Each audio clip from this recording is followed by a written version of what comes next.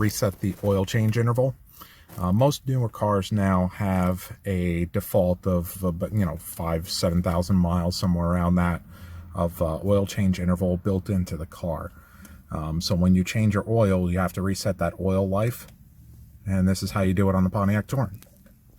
So you go over to here. You're going to hit this button here, which gives you vehicle information.